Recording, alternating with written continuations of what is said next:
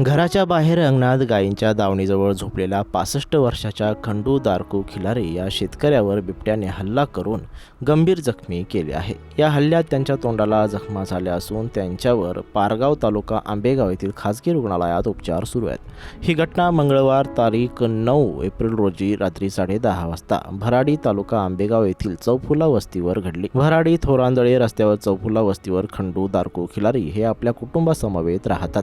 ते नेहमीप्रमाणे मंगळवार तारीख 9 एप्रिल रोजी रात्री घराच्या बाहेर अंगणात झोपले होते। ते ज्या अंगणात झोपले होते त्या अंगणाला खेटून त्यांचा पुतण्या बाबाजी जनाशेठ खिलारी यांच्या गायींची दावण आहे। रात्री 10:30 वाजता दबा धरून बसलेल्या बिबट्याने अचानक खंडू दारकू खिलारी यांच्यावर हल्ला केला।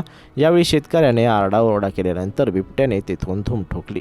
या हल्ल्यात खिलारी हे जखमी झाले असून त्यांच्या चेहऱ्यावर जखमा झाल्या आहेत। जखमी झालेल्या खंडू खिलारी यांना तातडीने मंगळवारी रात्री पारगाव येथील खासगी रुग्णालयात उपचारासाठी दाखल करण्यात आले।